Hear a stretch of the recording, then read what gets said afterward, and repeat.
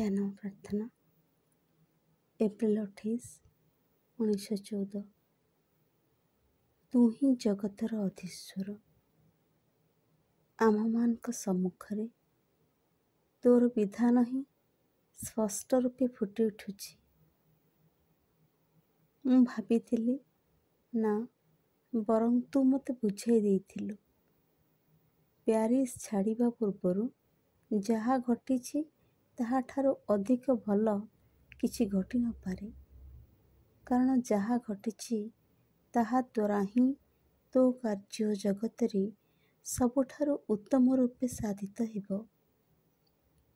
ନିବିଡ଼ ଆନନ୍ଦ ମଧ୍ୟରେ ତୋ ଶକ୍ତି ସଙ୍ଗରେ ମୋର ସଂଯୋଗ ହୋଇଛି।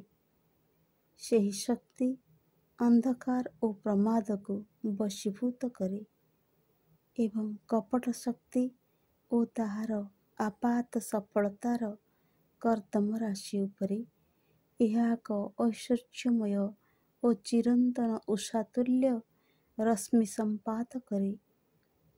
ସବୁ କିଛି ହିଁ ବର୍ତ୍ତମାନ ଆଲୋକ ସମ୍ମୁଖରେ ଅଣା ହୋଇଛି।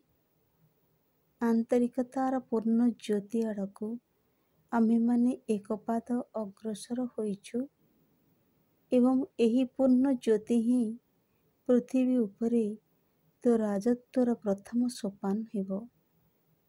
ହେ ଭଗବାନ, ଅଚିନ୍ତନୀୟ ଜ୍ୟୋତି, ସକଳ ଅଜ୍ଞାନ ତୁ ଜୟ କର, ଜୟ କର ସକଳ ଅହଙ୍କାର। ଆମ୍ଭମାନଙ୍କର ହୃଦୟ ଆଲୋକିତ କର, ମନ ଜ୍ୟୋତିର୍ମୟ କର। ତୁ ହିଁ ଜ୍ଞାନ, ତୁ ହିଁ ପ୍ରେମ, ତୁ ହିଁ ପରମ ସତ୍ତା। ଏହା ହିଁ କର, ମୁଁ ଯେପରି ସର୍ବଦା ତୋର ଏକତ୍ୱର ଚେତନାରେ ବାସ କରେ, ତୋର ଇଚ୍ଛା ଅନୁସାରେ ଯେପରି ନିରନ୍ତର ଚାଲେ। ଶ୍ରଦ୍ଧାପୂର୍ଣ୍ଣ ନୀରବ ଭକ୍ତି ଭରି ତୋତେ ପ୍ରଣାମ କରୁଛି, ବିଶ୍ୱର ଏକଛତ୍ର ଅଧୀଶ୍ୱର ରୂପେ। ଶ୍ରଦ୍ଧାପୂର୍ଣ୍ଣ ନୀରବ ଭକ୍ତି ଭରି ତୋତେ ପ୍ରଣାମ କରୁଛି, ବିଶ୍ୱର ଏକଛତ୍ର ଅଧୀଶ୍ୱର ରୂପେ।